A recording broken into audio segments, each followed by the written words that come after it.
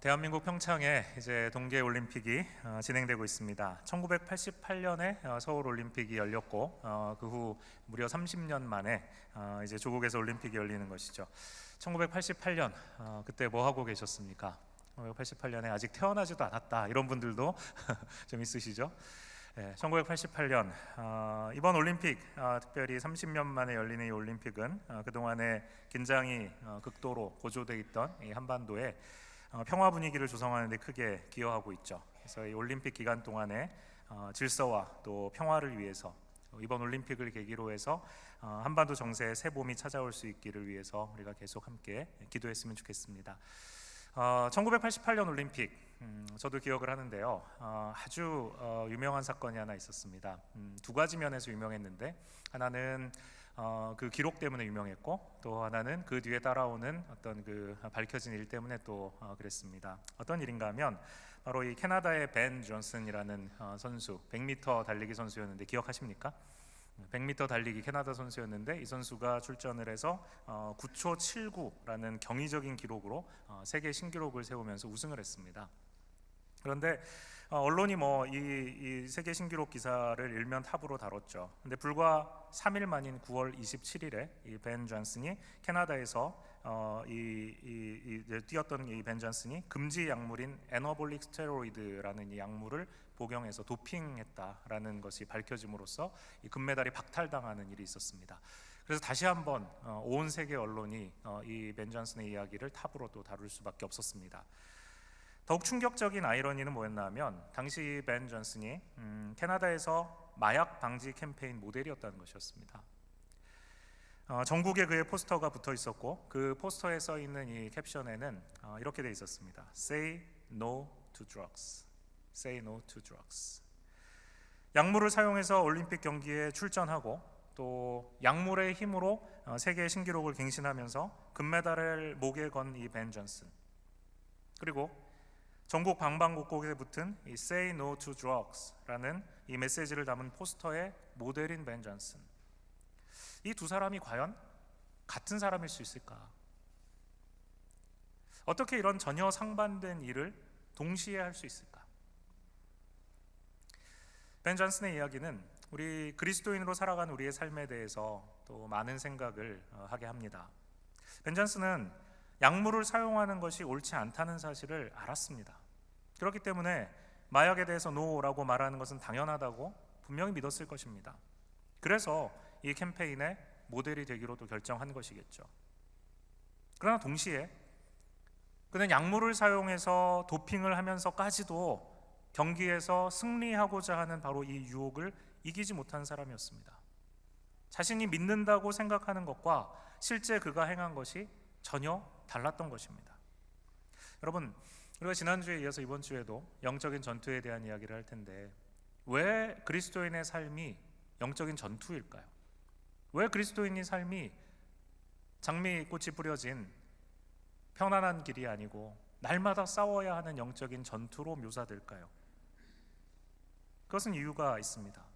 우리가 하나님의 말씀을 통해서 우리가 하나님의 말씀을 배우고 또 하나님의 말씀을 믿고 또 그 말씀을 믿는다고 고백하는 바로 그것, 우리가 옳다고 믿는 바로 그것, 이것이 하나님이 원하시는 것이라고 믿는 바로 그것을 날마다 우리의 삶으로 실제로 살아내는 일, 그 일은 싸움이기 때문에 그렇습니다. 믿는다고 말하는 것과 그 믿는다고 말하는 대로 사는 것은 벤 존슨의 경우처럼 전혀 다른 일이 될 수 있기 때문에 그렇습니다. 성경적인 믿음의 고백을 하는 것과 성경적인 삶을 사는 것이 불행하게도 항상 일치하는 것이 아니라는 것입니다. 그리고 성경대로 믿는 이 믿음을 성경대로 사는 삶으로 이어가기 위해서는, 그래서 이 두 양자가 모순되지 않도록 하기 위해서는 우리는 반드시 싸우는 삶을 살아야만 한다는 것이죠. 여러분 혹시 수동 변속 기어가 달린 차를 운전하고 계신 분이 계십니까? 수동 변속. 미국에서는 대부분의 차에 이제 자동 변속 기어가 장착돼 있죠. 그래서 수동 변속이 되는 자동차는 아예 운전 못 하시는 분들도 많더라고요. 이 자동 변속 기어는 수동 변속 기어에서 1단, 2단, 3단 이렇게 클러치를 페달을 밟아가면서 이 기어를 변속시켜서 속도를 바꿔주는 것이죠. 바로 이 작업을 자동으로 해주는 장치가 바로 이 자동 변속 장치입니다. 그래서 단지 엑셀만 밟으면 우리는 다른 거 다 신경 쓸 필요 없고 그냥 엑셀만 밟으면 자동으로 속도에 맞게 변속을 기계가 해주는 거죠. 편한 것이죠.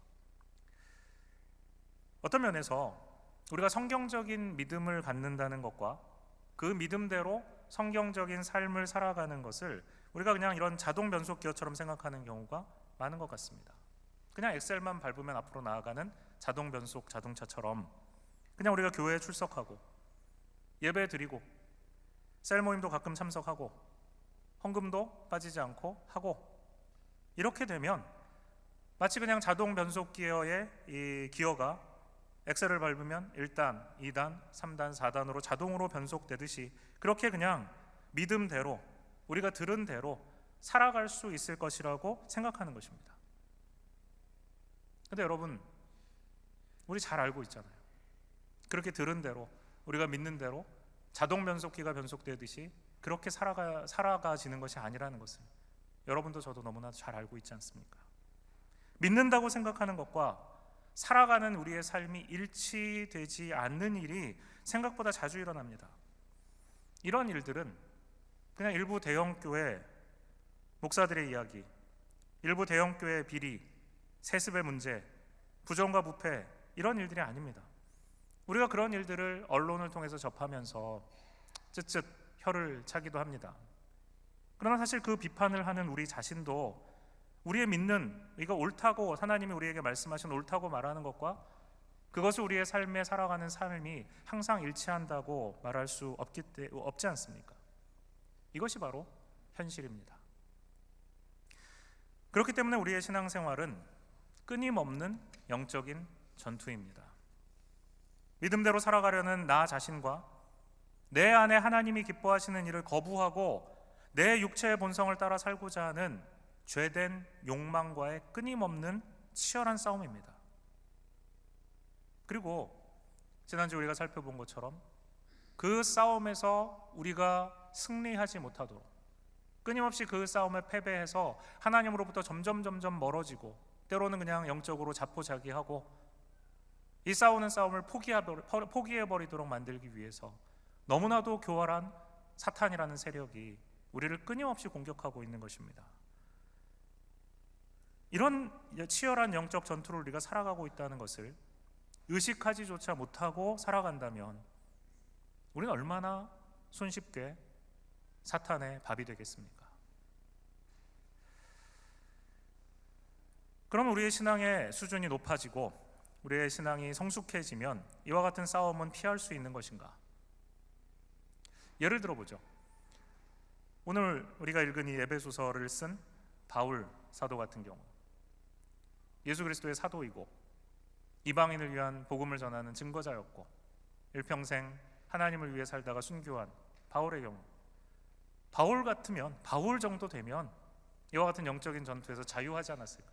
더 이상 이와 같은 영적 전투를 각오하고 영적 전투를 겪으며 살아갈 필요가 없지 않았을까 생각할 수 있습니다. 그럴까요? 로마서 7장 19절에 바울은 이렇게 얘기합니다.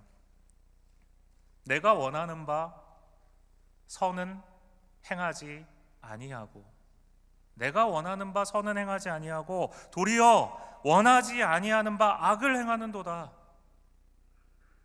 자신 안에 선을 행하고자 하는 마음은 있는데 실제 자신의 삶에 나타나는 모습은 선이 아니라 자신이 원하는 선이 아니라 옳게 행해야 된다고 생각하는 바로 그 믿음이 아니라 오히려 하나님이 원하시지 않는 악을 행하는 자신의 모습을 발견한다는 것입니다. 누가요? 사도 바울이. 그러면서 이렇게 얘기합니다. 그러므로 내가 한 법을 깨달았노니 곧 선을 행하기 원하는 나에게 악이 함께 있는 것이로다. 선을 행하기 원하는 나에게 악이 함께 있다.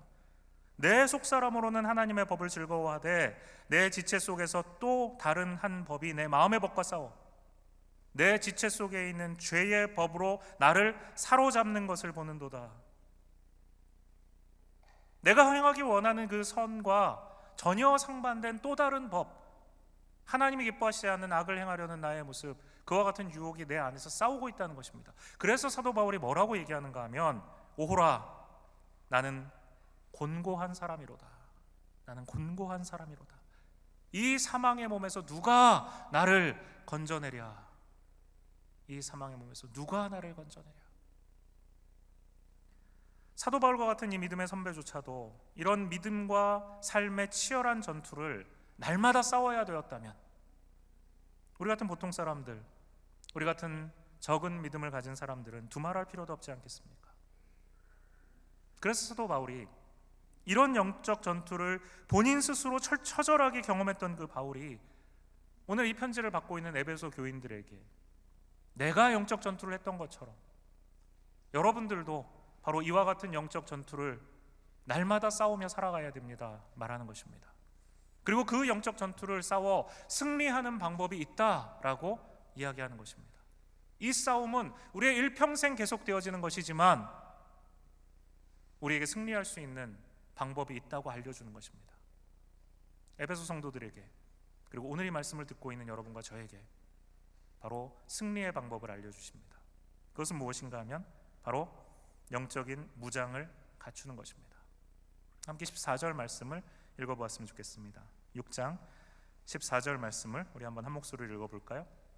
읽습니다. 시작. 그런즉 서서 진리로 너희 허리띠를 띠고 의의 호심경을 붙이고. 자, 이 말씀이 처음 시작할 때 뭐라고 시작합니까? 그런즉 뭐라고? 뭘 하라고 해요?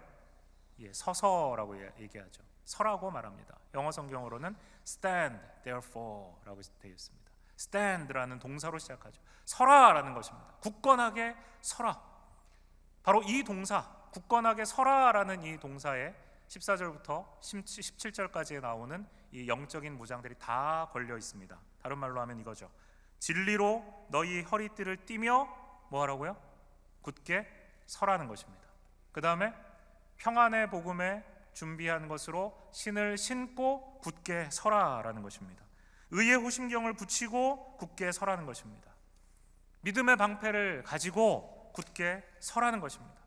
구원의 투구를 쓰고 성령의 검을 들고 굳게 서라는 것입니다. 굳게 서는 것, 모든 영적인 무장을 갖추고 우리가 해야 되는 것은 무엇인가? 무엇을 위해서 영적인 무장을 갖추어야 되는가? 바로 굳게 서기 위해서입니다. 영적인 전투에서 뒤로 물러나지 않고 굳건하게 서서 의연하게 우리에게 주어진 이 영적인 전투를 싸워 나갈 수 있는 힘이 바로 이와 같은 영적인 무장을 갖추는 데 있다는 것이죠. 그래서 사도 바울이 11절과 13절에서 거듭해서 너희는 하나님의 전신갑주를 취하라 라고 명령하는 것입니다. 다시 말해서 영적인 전투에서 승리하기 위해서는 하나님께서 주신 이 하나님의 전신갑주로 철저하게 무장해야 하는 것이죠. 여기서 묘사되고 있는 하나님의 이 전신갑주, 바로 이 전신갑주는 바울 시대 로마 군인들이 갖추고 있던 개인의 군장입니다. 어떤 종류가 있습니까?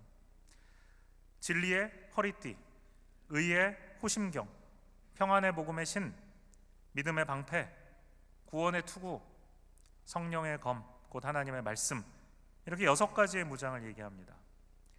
첫 번째가 진리의 허리띠이죠. 로마 군인의 무장 중에 여기서 바울이 얘기하고 있는 이 허리띠가 무엇인가? 여러분 영화를 보셔서 대충 이 로마 군인들의 복장이 어떤지 전투에 나갈 때 상상이 좀 가실 겁니다. 이 허리띠라는 것은 로마 군인들이 입었던 가죽이나 또 앞에 이제 이 금속으로 되어 있는 이 무거운 방패 위에 어떤 것을 입히는 것이 아닙니다. 그 안에 허리띠를 두르는데 가죽으로 된 것으로서 이 가죽으로 된 에이프런 같은 것입니다. 이 목적은 이제 이 허벅지를 보호하기 위한 것이죠. 공격으로부터 허벅지를 보호하고, 이것을 단단하게 조인다라는 것은 민첩하게 이제 적들의 공격에 반응할 수 있도록 하기 위해서죠. 이것이 느슨해져 있으면 이게 걸어다니면서 걸리적거리는 것입니다. 방어를 해주기 위해서 우리가 차야 되는데 오히려 이것이 우리의 행동을 방해하게 될 수 있다는 것이죠. 그래서 진리의 허리띠를 단단히 조이라라고 말하는 것입니다. 조이라라는 말, 당장이라도 전투에 뛰어들 준비 태세를 갖추고 있으라는 말입니다. 에베소 4장 21절 우리가 보았던 말씀에 보면 이렇게 돼 있죠. 진리가 예수 안에 있는 것 같이 너희가 참으로 그에게서 듣고 또한 그 안에서 가르침을 받았을진데. 예수님께 받은 바로 그 진리입니다. 그 진리의 가르침을 단단히 붙들고 있으라는 것입니다. 마치 허리띠를 단단하게 매는 것처럼 예수 그리스도가 우리에게 주신 진리가 예수 안에 있는 것 같이 우리가 바로 그 진리를 굳건하게 붙들고 있어야만 영적인 전투에서 적들이 우리를 공격해 올 때 민첩하게 그것에 대응할 수 있다는 것이죠. 진리의 허리띠를 팽팽하게 조이고 살아가는 성도는 결코 거짓말로 공격하는 사탄의 공격에 쉽게 넘어지지 않는 것입니다. 두 번째는 의의 호심경입니다. 이 호심경은 칼과 활의 공격으로부터 가슴을 막아주는 장비입니다. 그리스도인을 사탄의 칼과 활의 공격으로부터 막아주는 것이 무엇인가? 의의 호심경, 의로움이라는 것입니다. 에베소서 4장 24절 말씀에 이렇게 기록되어 있습니다. 하나님을 따라 의와 진리의 거룩함으로 지으심을 받은 새 사람을 입으라. 하나님을 따라 의와 거룩함으로 지으심을 받은 새 사람. 에베소서 5장 9절에서도 빛의 열매는 모든 착함과 의로움과 진실함에 있다. 의로움과 진실함에 있다. 이 의는 우리의 의가 아닙니다. 그리스도의 의로우심입니다. 우리가 의로워서가 아니라 그리스도가 의로우시기 때문에 우리가 새 사람이 된 것입니다. 그리스도의 의로 말미암아 우리가 하나님으로부터 의롭다고 여김을 받게 된 것입니다. 우리의 의로 결코 하나님이 원하시는 하나님의 의를 충족시켜 드릴 수가 없기 때문에 그렇습니다. 그리스도의 의가 우리에게 충만한 하나님의 의를 만족하게 한 것입니다. 이제 하나님의 자녀로 그리스도를 힘입어 의롭게 여김 받게 되었다는 이 사실이 바로 우리의 가슴을 든든하게 보호합니다. 죄의 유혹 앞에 씨름하고 때로는 넘어지고 좌절하기도 하지만 그 사실이 우리의 구원을 결코 흔들 수 없다는 말입니다. 만약에 우리가 우리의 의를 의지해서 적들의 공격을 방어하려고 한다면 우리는 결코 할 수 없을 것입니다. 그러나 이 의는 우리의 의가 아니고 그리스도의 의입니다. 우리의 구원의 확실한 근거는 나의 의로움이 되신 예수 그리스도이십니다. 바로 이 그리스도의 의로움이 우리의 호심경이 되어서 우리를 지켜 보호해 준다는 것입니다. 세 번째 무장은 평화의 복음에 준비된 신입니다. 여러분 생각해 보시죠. 전투에 나가는 군인이 지금 무장을 했습니다. 칼을 들고 전장에 나아가요.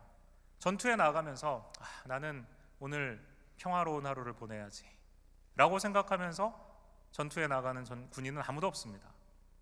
화살이 날아오고 칼과 창이 찌르고 자르는 전투의 한복판에서 아무도 평화를 생각하지 않습니다. 그러나 결국 전투의 목적이 무엇인가 생각해보면 그 전투의 목적은 평화입니다. 평화를 쟁취하는 것입니다. 영적 전투의 끝은 결국 그리스도께서 이 땅에 허락하실 영원한 평화입니다. 그리스도만이 이 세상에 영원하고 완전한 평화를 주실 수 있습니다. 주님이 오시는 그날, 더 이상 사탄과의 이와 같은 전투가 필요 없는 그날, 최후의 승리자이신 예수 그리스도께서 이 땅에 오셔서 이룩하실 영원한 평화가 있습니다. 그 완전한 평화를 위해 지금 오늘 이 자리에서 성도들은 나중에 신을 꽃신이 아니라 지금 신어야 될 전투화를 신고 진창을 달려나가며 피범벅이 된 땅바닥을 뛰어 전투의 한복판에 달려가 싸워야 하는 것입니다. 어린 여동생에게 전쟁에 나가면서 전쟁에서 돌아올 때 꼭 꽃신을 사다 주마 약속하고 자신은 전투화를 신고 떠나는 오빠처럼 그렇게 우리는 전투화를 신고 평화를 얻기 위해 그 꽃신을 신을 그날을 기억하며 기대하며 싸우는 것입니다. 네 번째 무장은 믿음의 방패입니다. 여러분 로마 군인들의 방패를 보셨습니까? 이 방패는 그냥 이렇게 작은 방패가 아니죠. 손 방패가 아닙니다. 이 방패는 몸 전체를 가릴 수 있을 만큼 큰 방패입니다. 로마 군인들이 싸우는 이 진영을 보면 때로는 흩어져서 싸우다가 이제 백병전이 벌어지게 되면 로마 군인들이 이제 구령에 맞춰서 이 사각형 모양으로 이렇게 딱 진열을 갖춥니다. 그래서 제일 앞줄에 이제 선 사람들이 군인들이 큰 방패를 앞으로 막죠. 마치 이 큰 상자가 되는 것입니다. 그리고 위로도 이 방패를 들어서 위에서 날아오는 불화살들을 막습니다. 앞으로는 이제 찔러 오는 칼과 창을 막고 위로는 날아오는 불화살을 막습니다. 그리고 그 사이사이로 이제 뒤에 있던 사람들이 이제 창이나 칼로 적들을 찌르는 것이죠. 이와 같은 진영을 갖추고 이제 싸우는 로마 군인들에게 있어서 이 방패는 대단히 중요한 것입니다. 이것은 굉장히 전략적인 무기인 것이죠. 이런 영적인 전투에서 사탄이 사용하는 무기는 무엇인가? 바로 불화살이라고 했습니다. 이 불화살은 우리가 받은 은혜를 순식간에 다 태워버릴 수 있을 정도로 강력한 무기입니다. 사탄의 불화살이 우리에게 날아오면요, 우리의 마음속에 의심이 들고요, 불안이 찾아오고요, 때로는 건강에 문제가 생기고 또 가정 내에서 또 공동체 내에서 온갖 오해와 미움과 갈등과 질투, 이런 온갖 모습의 이 악한 것들이 나타날 수가 있습니다. 이것이 바로 사탄의 불화살이에요. 이런 불화살이 한번 우리의 머리 위에 쏟아지게 되면 우리 안에 있는 은혜들이 다 사라져 버리는 것입니다. 하나님 앞에 예배하고 찬양하고 은혜 받고 돌아가는 길에, 내려가서 점심 먹는 길에 다른 성도의 한마디 말에 내 마음속에 받았던 은혜가 다 불타버리고, 그리고는 미움으로 갈등으로 내 마음이 가득 찬 채 돌아가는 것입니다. 가정에 돌아가서 아내와 자녀들의 모습 보고 내 안에 있던 은혜가 다 타버리는 것을 경험하죠. 그와 같은 모습 속에 하나님 우리에게 말씀하시는 것이 무엇입니까? 믿음의 방패가 바로 이와 같은 사탄의 불화살을 막아낼 수 있다는 것이죠. 끊임없이 우리를 공격하는 이 사탄의 불화살을 우리의 믿음으로 막아내야만 한다는 것입니다. 마지막 두 가지 무장이 구원의 투구와 성령의 검입니다. 하나님께서는 허물과 죄로 죽은 우리를 그리스도와 함께 살리셨습니다. 이것을 뭐라고 하는가? 바로 우리가 은혜로 구원을 얻었다라고 이야기합니다. 그래서 바울이 이렇게 선포합니다. 너희는 그 은혜에 의하여 믿음으로 말미암아 구원을 받았으니 이것은 너희에게서 난 것이 아니요 하나님의 선물이라. 우리가 받은 구원은 우리에게서 난 것이 아닙니다. 우리가 의롭다고 여김받은 것이 우리가 정말 의로워서가 아니었던 것처럼, 우리가 받은 구원도 우리가 충분히 구원받을 만하기 때문이 아닙니다. 우리의 구원은 오직 그리스도를 믿는 믿음으로 말미암아 받은 것입니다. 이것은 투구와 같이 우리의 머리에 항상 쓰고 있어야 되는 것입니다. 구원받을 자격 없는 나를 예수 그리스도로 말미암아 구원해 주셨다라는 이 사실을 우리의 머리에 항상 명심하고 있어야 된다는 것이죠.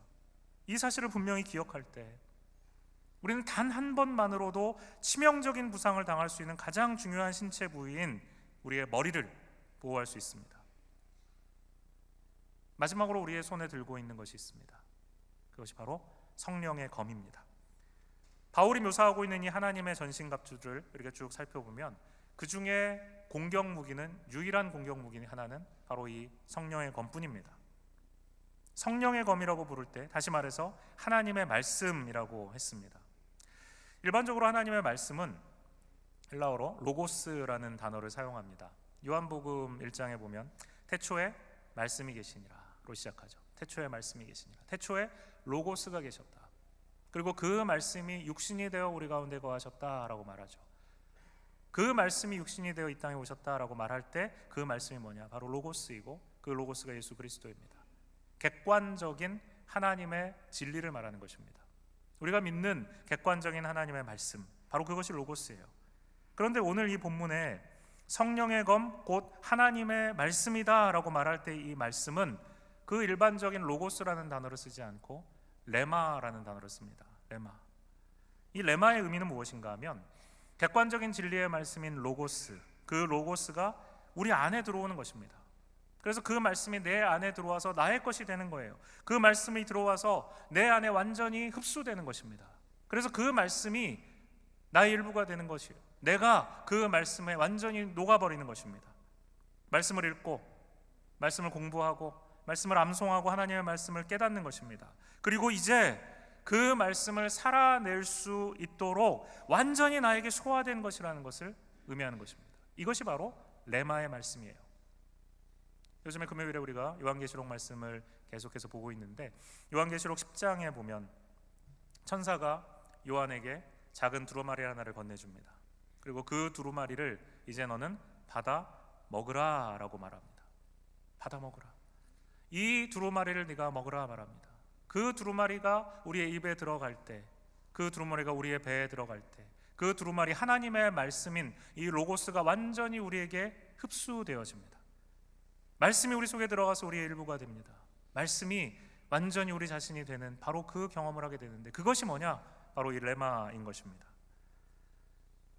우리의 신앙과 삶이 일치하지 않는 것은 바로 이 레마의 말씀을 우리가 경험하지 못하기 때문에 그렇습니다. 성경 말씀, 이 말씀이 옳다는 것을 믿습니다. 이 말씀대로 살아야 한다는 사실도 알아요.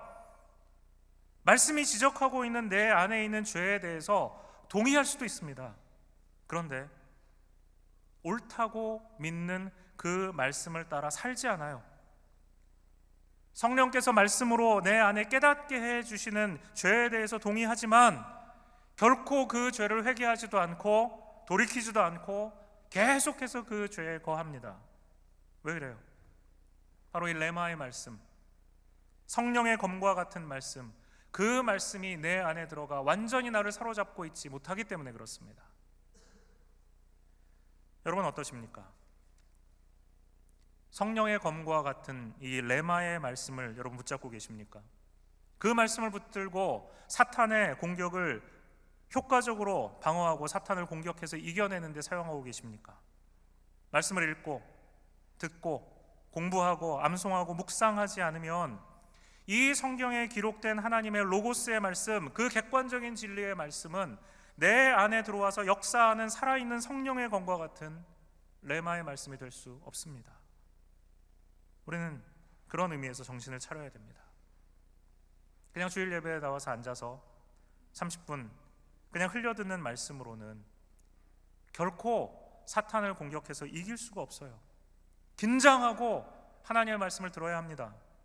성경책이 닳아서 찢어지도록 읽고 또 읽어야 됩니다. 말씀을 배우기 위해서 기꺼이 다른 중요한 일들을 포기할 수 있어야 합니다. 대가를 지불하지 않으면 얻을 수 있는 것은 없습니다. 영적인 승리가 없어요. 사도 바울이 이와 같은 영적인 6가지의 무장에 대해서 차례로 설명한 다음에 이와 같은 영적인 무장을 우리가 제대로 갖추기 위해서 해야 할 반드시 중요한 한 가지를 얘기합니다. 앞에 6가지에 대해서 말했지만 지금 말하고자 하는 바로 이것을 갖추지 않는다면 앞에 있는 이 6가지의 무장을 올바로 갖추는 것은 불가능하다는 거예요. 뭘까요? 바로 기도입니다. 우리 함께 18절 말씀을 읽어볼까요? 18절 말씀 함께 한 목소리로 읽어보겠습니다. 시작. 모든 기도와 간구를 하되 항상 성령 안에서 기도하고 이를 위하여 깨어 구하기를 항상 힘쓰며 여러 성도를 위하여 구하라. 모든 기도와 간구,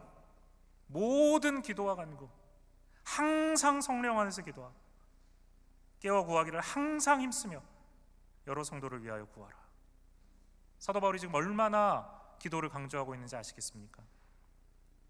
모든 것을 기도와 간구로 하나님께 아뢰라고, 항상 성령 안에서 기도하라고 했습니다.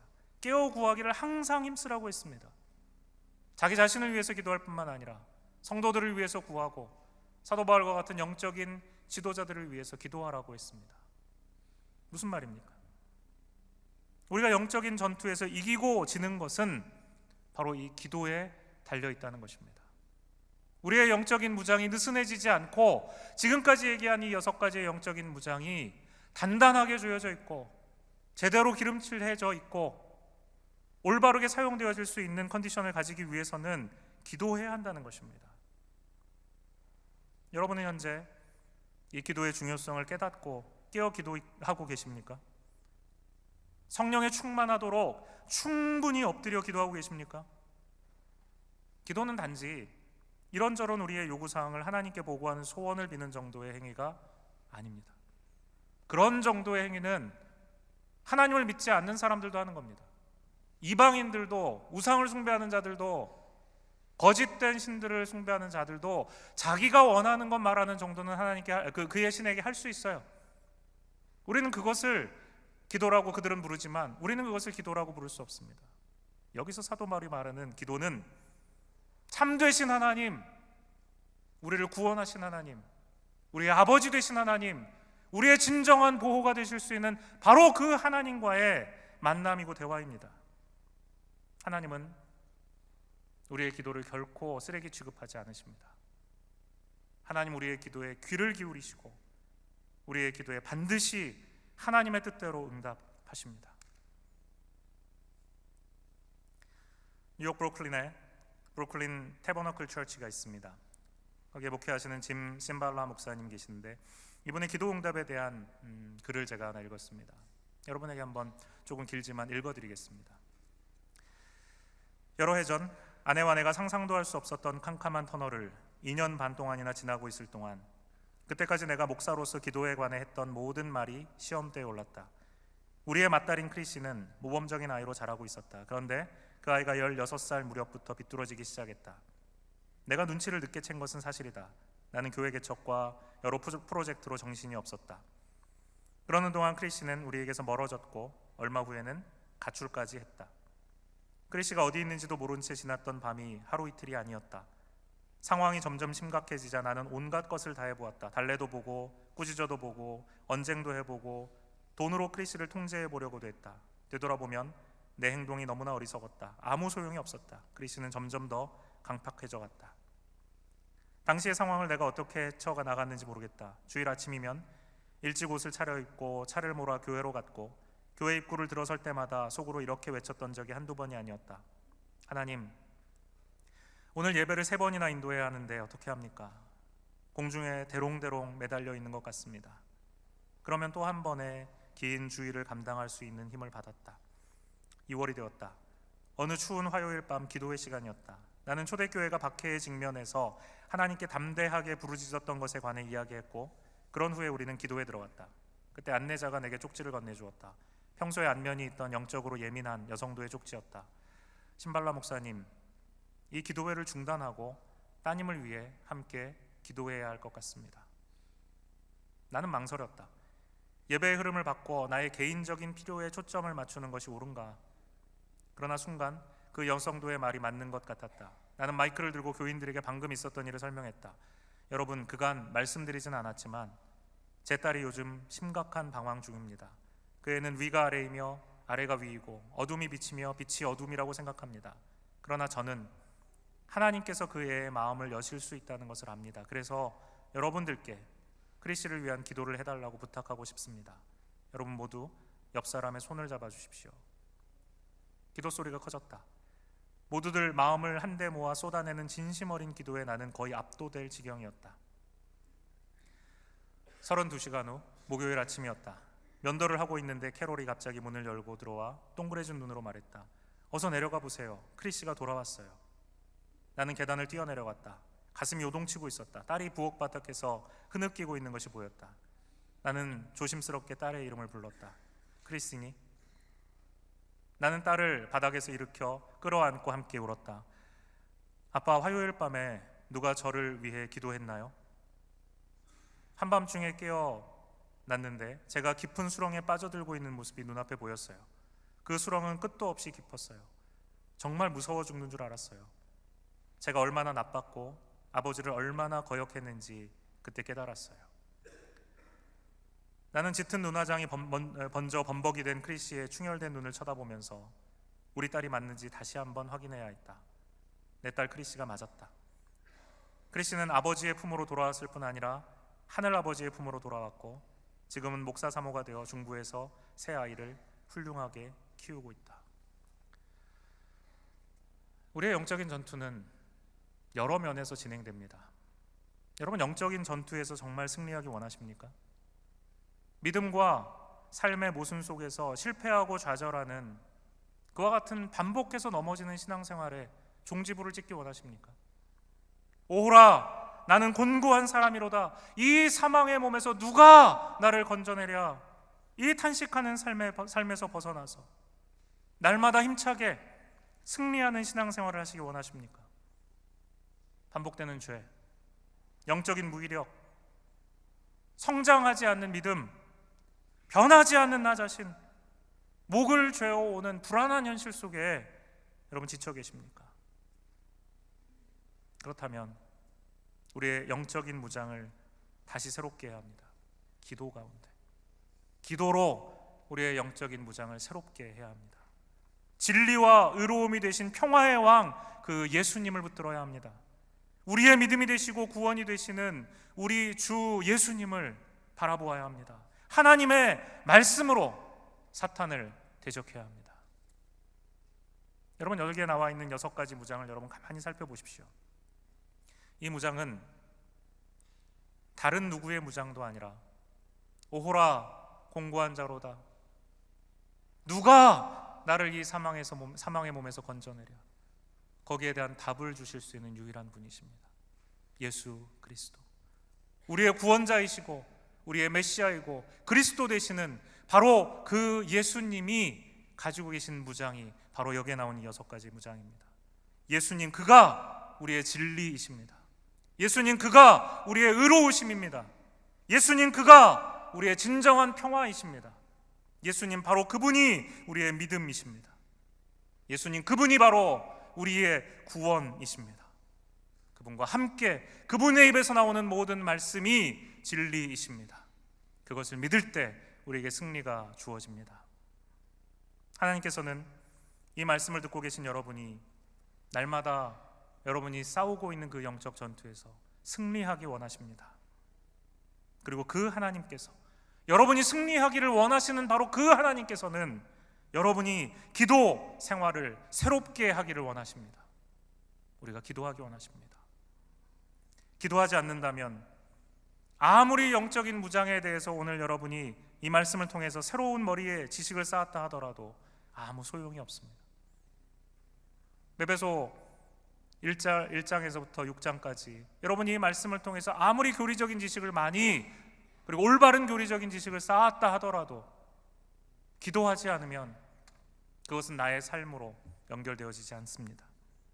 기도해야만 합니다. 여러분, 혼자만의 기도의 골방이 있으십니까? 내가 하나님 앞에 부르짖을 때 찾아갈 수 있는 기도의 골방이 여러분 있으십니까? 공동체 가운데 믿음의 지체들과 함께 기도하고 싶을 때 그들의 손을 붙잡고 기도할 수 있는 기도의 동역자들이 여러분 곁에 있습니까? 여러분의 배우자는 여러분의 마음속에 있는 이와 같은 어려움들을 함께 터놓고 붙들고 기도할 수 있는 기도의 동역자입니까? 여러분들의 자녀들은 그들이 고민하고 갈등할 때 다른 누구도 아닌 바로 부모 되신 여러분들을 찾아와 저를 위해 기도해 주세요, 부탁할 수 있습니까? 하나님은 우리가 영적인 전투에서 승리하기 위해 기도를 결단하고 실행에 옮기라고 지금 이 순간 말씀하고 계십니다. 결단을 미루지 마십시오. 당장 오늘부터 기도에 무릎을 꿇으십시오. 여러분의 골방을 만드십시오. 그곳에 들어가 기도하고 교회로 달려나와 함께 기도하시기 바랍니다. 침묵하며 기도하고 목청껏 부르짖으며 기도하고 찬양하며 기도합시다. 기도하지 않는 성도는 결코 영적인 전투에서 승리할 수 없습니다. 여러분, 세상에 무릎 꿇지 않기를 원하십니까? 세상에 무릎 꿇지 않기 원하십니까? 그렇다면 하나님 앞에 무릎 꿇으십시오. 여러분이 세상에 무릎 꿇는 이유는 단순합니다. 반복해서 세상에 넘어져 무릎 꿇는 이유는 단순합니다. 하나님 앞에 충분히 무릎 꿇지 않기 때문입니다. 오늘 하나님이 여러분에게 간절히 부탁하십니다. 기도의 골방을 회복하라. 나의 집을 만민이 기도하는 집으로 만들라. 함께 기도하겠습니다. 이 시간 주님 앞에 여러분 결단하시며 기도했으면 좋겠습니다. 오늘 말씀 들으시면서 여러분의 현재의 상태를 보셨습니까? 나의 현재의 기도의 모습을 보셨습니까? 하나님은 그럴듯한 우리의 겉모습을 보시지 않습니다. 우리의 중심을 보십니다. 하나님 앞에 충분히 무릎 꿇지 않는다면 우리는 세상에 무릎 꿇을 수밖에 없습니다. 이 시간에 주님 앞에 기도하시기 바랍니다. 주님, 기도하기로 결단합니다. 나의 기도의 골방을 만들기로 결단합니다. 나의 기도의 동역자들을 만들기를 결단합니다. 도와주옵소서. 같이 한번 기도합니다. 하나님